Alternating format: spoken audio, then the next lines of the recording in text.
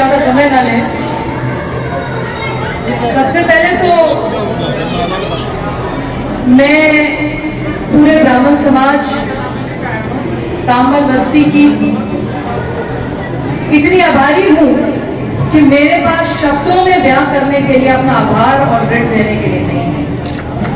आप लोगों ने जिस तरीके से आज मेरा मान सम्मान बढ़ाया है, इतने शुभ अवसर पर आपने मेरे जैसे नाचीज और छोटे कट के व्यक्ति को इतना सम्मान दिया है।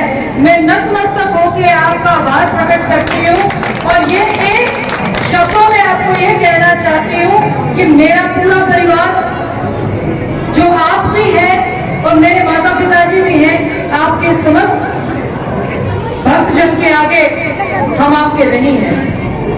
और परशुराम भगवान की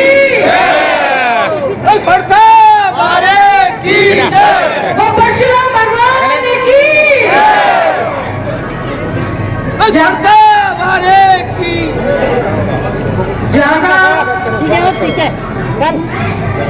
ज्यादा खुशी इस बात की है कि आज कांवड़ बस्ती की मातृशक्ति इतनी भारी संख्या में पहुंचे और सबने एक ही रंग पहना है।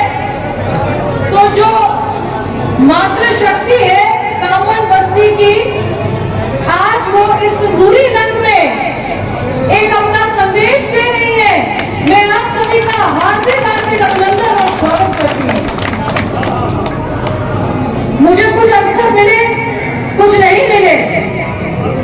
इत्तेफाकन आज से 10 दिन पहले भरतपुर की धरती पर,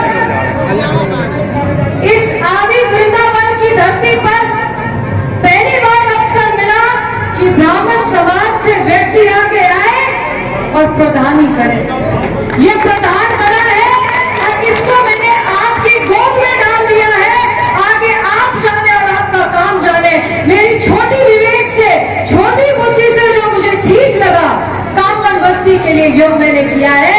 इस प्रधान को मैं, इस श्रीमती पूनम जो हमारी प्रधान है, उसको आज इस सिंदूरी रंग में आपके समक्ष, इस शोभा यात्रा में आपके बीच में ये कहकर दे रही हूँ कि आप जाने और अब आपका काम जाने।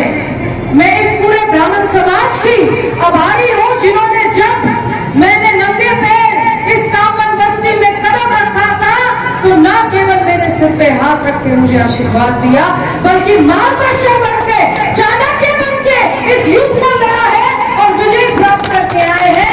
मैं आपका आभार कैसे उतारूं, किन शब्दों में आपका धन्यवाद प्रकट करूं। मेरे से आज से 1-1.25 महीना पहले सचिन भाई साहब का, माननीय अध्यक्ष जी का संदेश आया कि परशुराम जयंती तो हो गई है, उसकी बहुत सुंदर शोभा यात्रा निकल रही है। मैंने कहा भाई साहब, मेरे लायक व्यवस्था में क्या आवश्यकता है?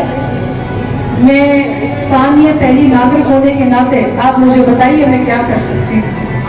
तो मुझे कहने लगे उस दिन मातृशक्ति की बड़ी संख्या आएगी।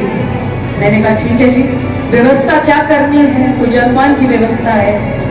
फिर भूल गई थी कि ये समाज तो बड़ा स्वावलंबी समाज है, साधन संपन्न समाज है, स्वाभिमानी समाज है। इनको तो किसी चीज की आवश्यकता ही नहीं है।